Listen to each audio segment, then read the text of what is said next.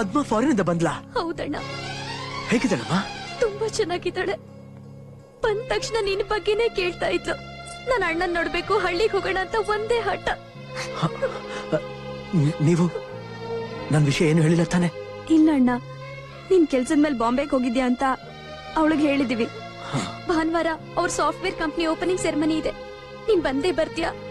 ಅಷ್ಟ್ರೊಳಗಡೆ ನೀನ್ ಬಾಂಬೆಯಿಂದ ಬಂದ್ಬಿಡ್ತೀಯ ಅಂತ ಅವಳ ಹತ್ರ ಸುಳ್ಳು ಹೇಳಿದೀವಿ. ನೀನ್ ಬರ್ತೀಯ ತಾನೆ? ಬರ್ತೀನಮ್ಮ, ಖಂಡಿತ ಬರ್ತೀನಿ.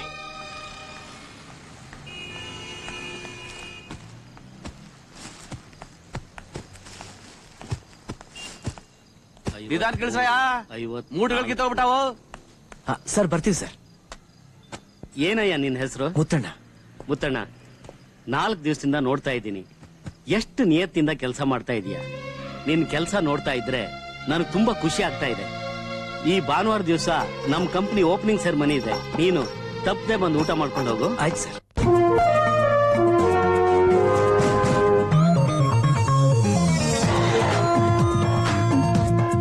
ಇಲ್ಲಿ ಅರೇಂಜ್ಮೆಂಟ್ಸ್ ಎಲ್ಲ ಸರಿಯಾಗಿದೆ. ಈಗ ಕಾನ್ವಾಯ್ ಬಂದ ತಕ್ಷಣ ಒಬ್ಬೊಬ್ರು ಒಂದೊಂದು ಕಾರ್ ಹತ್ರ ಹೋಗಿ ಡೆಲಿಗೇಟ್ಸ್ ಅನ್ನ ರಿಸೀವ್ ಮಾಡ್ಕೊಂಡು ಒಳಗ್ ಕರ್ಕೊಂಡ್ ಬರ್ಬೇಕು.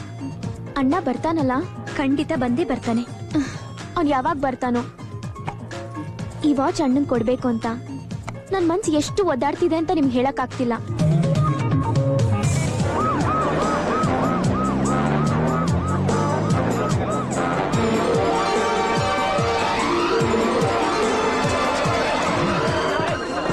ನಮಸ್ಕಾರ. Please come. ಪ್ಲೀಸ್ ನಮಸ್ಕಾರ. ರಮಣ, ಉದ್ಘಾಟನೆ ಈ ಕಡೆ ಅಂತ ಕಣ. ಹೌದು ಕಣಪ್ಪ.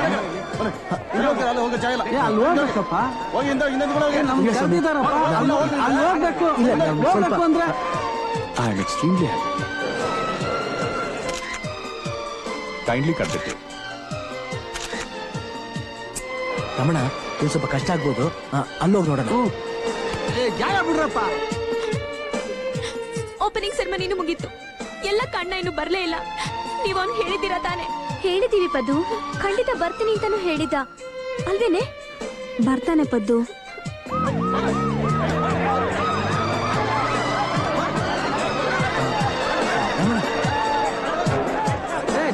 ತಳ್ಳಿಬಿಡ್ರಪ್ಪ.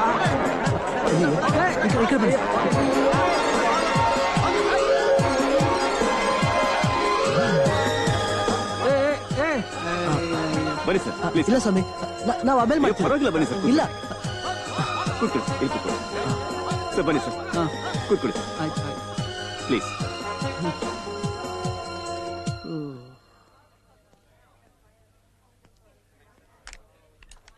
ಬನ್ನಿ ಸರ್, ಬನ್ನಿ.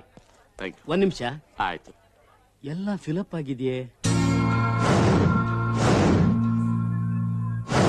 ಇವನ್ ಯಾಕೆ ಇಲ್ಲಿ ಕೂತಿದ್ದಾನೆ? ಹೇಯ್, ಹೇಳ ಮೇಲೆ. ನಿಯತ್ತ ಕೂಲಿ ಕೆಲಸ ಮಾಡ್ತಾ ಇದೀಯ ಅಂತ ಊಟ ಕರೆದ್ರೆ ಊರ್ನವ್ರಿಗಿಂತ ಮುಂಚೆ ಬಂದು ಊಟ ಮಾಡ್ತಾ ಕೂತಿದ್ಯಲ್ಲ. ಏನ್ ಯೋಚನೆ ಮಾಡ್ತಾ ಇದೀಯಾ? ನಡಿಯಯ್ಯ ಹೊರಗಡೆ. Get out ಆಯ್ಸೆ.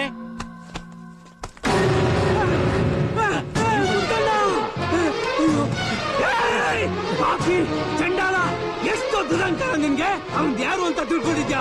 ನಿನ್ನಂತ 1000 ಜನಕ್ಕೆ ಹೊಟ್ಟೆ ತುಂಬ ಅನ್ನ ಹಾಕಿ ಸಂಬಳ ಕೊಡ್ತಿದ್ದ ದಣಿ ನಿನಗೆ ಏನ್ ಮಾಡಿದ್ರು ಅಂತ ಹಂಗ್ ಮಾಡ್ದೆ ನೀನು. ನೀನ್ ಬಿಡಕ್ಕಿಲ್ಲ ನಿನ್ನ ಇವತ್ತು.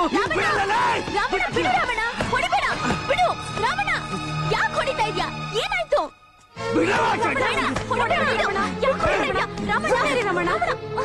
ಏನ್ ಮಾಡಿದ್ರು ಅಂತ ಹೀಗೆ ಹೊಡಿತಾ ಇದ್ಯಾ? ಮುತ್ತಣ್ಣ ಊಟಕ್ಕೆ ಕುಂತಿದ್ರು, ಇನ್ನೇನ್ ಒಂದ್ ತುತ್ತು ಬಾಯಿಗೆ ಇಕ್ಕಬೇಕು.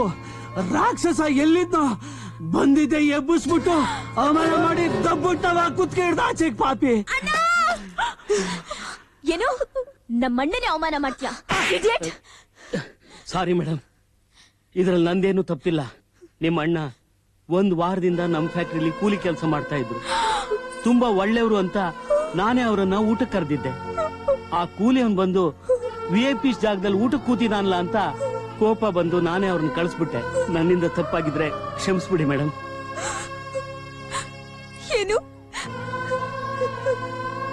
ನಮ್ಮ ಅಣ್ಣ ಕೂಲಿ ಕೆಲಸ ಮಾಡ್ತಿದ್ನ? ರಾಮಣ್ಣ ನಿಜ ಕಣವ. ಸುಳ್ಳು. ನೀವೆಲ್ಲ ಹೇಳ್ತಿರೋದ್ ಸುಳ್ಳು. ನಮ್ಮಣ್ಣ ರಾಜನ್ ತರ ಇರೋನು, ಸಾವಿರಾರು ಜನಕ್ಕೆ ಕೂಲಿ ಕೊಡೋನು. ಅವ್ರು ಯಾಕೆ ಕೂಲಿ ಮಾಡ್ತಾನೆ? ಕೂಲಿ ಮಾಡೋಂತ ಕರ್ಮ ನಮ್ಮಣ್ಣಂಗೆ ಏನ್ ಬಂದಿದೆ? ನಂಬಲ್ಲ, ನಾನ್ ನಂಬಲ್ಲ. ನಂಬೇಕವ್ವ, ನಂಬಲೇಬೇಕವ್ವ. ನೀವ್ ಇಷ್ಟಪಟ್ಟು ಹುಡುಗನ್ ಜೊತೆಗೆ ಮದುವೆ ಮಾಡಬೇಕು ಅನ್ನೋ ಒಂದೇ ಒಂದು ಕಾರಣಕ್ಕೆ ಕೋಟ್ಯಾಂತರ ರೂಪಾಯಿ ಸಾಲ ಮಾಡಿ ಅದ್ದೂರಿಯಾಗಿ ಮದುವೆ ಮಾಡಿದ್ರು ಕಣವ. ಆದ್ರೆ ಸಾಲ ತೀರ್ಸಕ್ಕಾಗದೆ ಇದ್ ಬದ್ದ ಆಸ್ತಿ ಪಾಸ್ತಿ ಮನೆ ಮಠ ಎಲ್ಲ ಸಾಲಗಾರರು ಕೊಟ್ಬಿಟ್ಟು ಬೀದಿಗೆ ಬಂದ್ಬಿಟ್ರು ಕಣವ, ಬೀದಿಗೆ ಬಂದ್ಬಿಟ್ರು. ಈ ವಿಷಯದಲ್ಲಿ ನಂದು ತಪ್ಪಿದೆ ಕಣಮ್ಮ. ನಿನ್ನನ್ ಸೊಸೆಯಾಗಿ ತರೋದಕ್ಕೆ ನನಗ್ ಸ್ವಲ್ಪನೂ ಇಷ್ಟ ಇರ್ಲಿಲ್ಲ. ಹೇಗಾದ್ರೂ ಮಾಡಿ ಈ ಮದುವೆ ನಿಲ್ಸ್ಬೇಕು. ಈ ಮದುವೆ ನಿಲ್ಸೋದಿಕ್ಕೆ ನಾನೇ ಕಾರಣ ಅನ್ನೋ ವಿಷಯ ನನ್ ಮಗನ್ ಗೊತ್ತಾಗ್ಬಾರ್ದು ಅಂತ ನಿಮ್ಮಣ್ಣ ನನ್ನ ನೋಡಕ್ ಬಂದಾಗ ಅವರೇ ಈ ಸಂಬಂಧ ಬೇಡವೇ ಬೇಡ ಅನ್ಬೇಕು ಅಂತ ಅವ್ರ ಮುಂದೆ ಬೇಕಾದಷ್ಟು ಡಿಮ್ಯಾಂಡ್ಸ್ ಇಟ್ಟೆ. ಆದ್ರೆ ಅವರು ಇದಕ್ಕೆಲ್ಲ ಒಪ್ಕೊಂಡಿದ್ ಮಾತ್ರ ಅಲ್ಲದೆ ಮದುವೆನೂ ಸಹ ಬಹಳ ಅದ್ದೂರಿಯಾಗಿ ಮಾಡ್ಕೊಟ್ರು. ಯಾವುದೇ ಕಾರಣಕ್ಕೂ ನಾನೇ ಈ ಮದುವೆ ಮಾಡ್ದೆ ಅನ್ನೋ ವಿಷಯ ನನ್ ತಂಗಿರಿಗೆ ಗೊತ್ತಾಗ್ಬಾರ್ದು ಅಂತ ನನ್ನ ಹತ್ರ ಮಾತು ತಗೊಂಡ್ರು. ನೀವೆಲ್ಲ ನಂಗ್ ಮೋಸ ಮಾಡ್ಬಿಟ್ರಿ.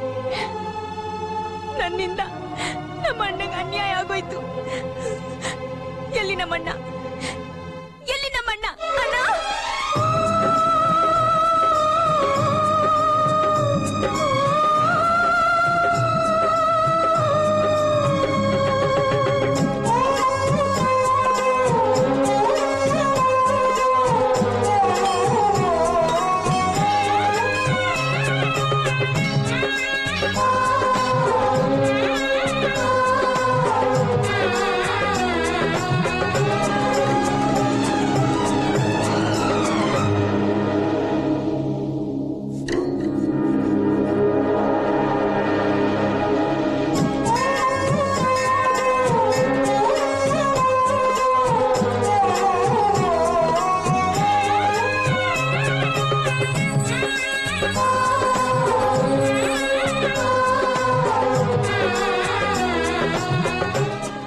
ಎಲ್ಲ ನನ್ನಿಂದಾನೇ ಆಗಿದ್ದು. ನನ್ನ ಆಸೆ ಪೂರೈಸೋಕ್ಕೋಸ್ಕರ ನಮ್ಮಣ್ಣ ಬೀದಿ ಪಾಲಾಗ್ಬಿಟ್ಟ. ಅವಮಾನ ತಾಳಕ್ಕಾಗ್ದೆ ಏನಾದ್ರೂ ಹೆಚ್ಚು ಕಮ್ಮಿ ಮಾಡ್ಕೊಂಡ್ಬಿಟ್ರೆ? ಚೀಚಿ, ಹಾಗೆಲ್ಲ ಮಾತಾಡ್ಬೇಡ ಪದ್ಮ. ಇಂಥ ಚಿಕ್ಕ ವಿಷಯಕ್ಕೆ ನಿಮ್ಮಣ್ಣ ತಲೆ ಕೆಡ್ಸ್ಕೊಳ್ಳೋರಲ್ಲ. ಏನೋ ಮನ್ಸಿಗೆ ಬೇಜಾರಾಗಿರ್ಬೇಕಷ್ಟೇ. ನೋಡು, ನಿಮ್ ಮಾವನವರು ಅವ್ರನ್ನ ಎಲ್ಲಾ ಕಡೆ ಹುಡುಕಿಸ್ತಾ ಇದಾರೆ. ಅವ್ರು ಖಂಡಿತ ಸಿಕ್ಕೇ ಸಿಗ್ತಾರೆ ಪದ್ಮ, ಸಿಕ್ಕೇ ಸಿಗ್ತಾರೆ. ಪದ್ಮ, ಗುಡ್ ನ್ಯೂಸ್ ಫಾರ್ ಯು. ಈಗ ತಾನೇ ಫೋನ್ ಬಂತು, ನಿಮ್ಮಣ್ಣ ಊರಲ್ಲೇ ಇದಾರಂತ. ಅಣ್ಣ! ಅಯ್ಯೋ,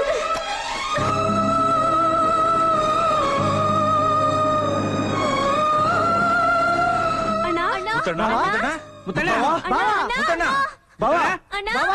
ಅಣ್ಣ! ಅಣ್ಣ!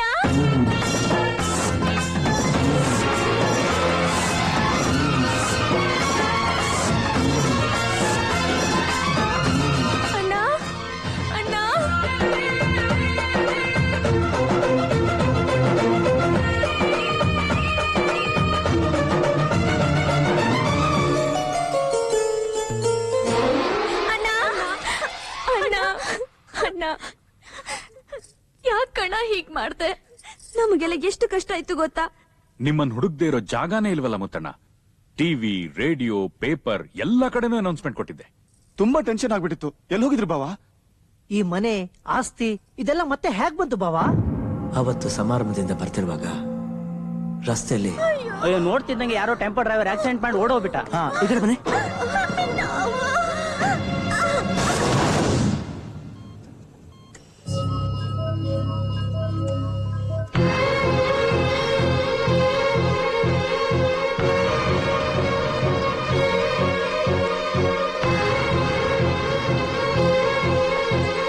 ಡಾಕ್ಟರ್, ಎಸ್, ನನ್ನ ಹೆಂಡತಿ ಮಗು ಜೀವಕ್ಕೆ ಏನು ತೊಂದರೆ ಇಲ್ವಾ ಡಾಕ್ಟರ್? ಏನು ಯೋಚನೆ ಮಾಡಬೇಕಾಗಿಲ್ಲ.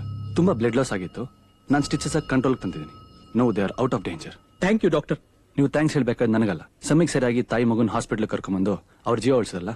ಹಾ, ಅವ್ರಿಗೆ ಹೇಳ್ಬೇಕು ನಿಮ್ ಥ್ಯಾಂಕ್ಸ್ ಅನ್ನ.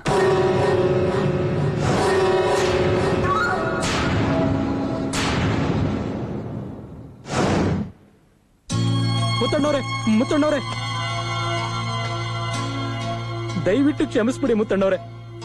ನನಗ್ ಗೊತ್ತು ನಿಮ್ಗೆ ನನ್ನಿಂದ ತುಂಬಾ ತೊಂದರೆ ಆಗಿದೆ ಅಂತ. ಆದ್ರೆ ಅವತ್ತಿನ ನನ್ನ ಪರಿಸ್ಥಿತಿ ಹಾಗಿತ್ತು. ನೀವು ಕೊಟ್ಟ ಹಣದಿಂದ ನನ್ಗೆಲ್ಲ ಒಳ್ಳೇದೇ ಆಯ್ತು. ಆಮೇಲೆ ನಾನ್ ಮಾಡಿದ ತಪ್ಪು ನನ್ಗೆ ಅರಿವಾಯ್ತು. ನಿಮ್ ಹಣನ ನಿಮಗ್ ಕೊಡ್ಬೇಕು ಅಂತ ಊರ್ಗ್ ಹೋದೆ ಮುತ್ತಣ್ಣವ್ರೆ.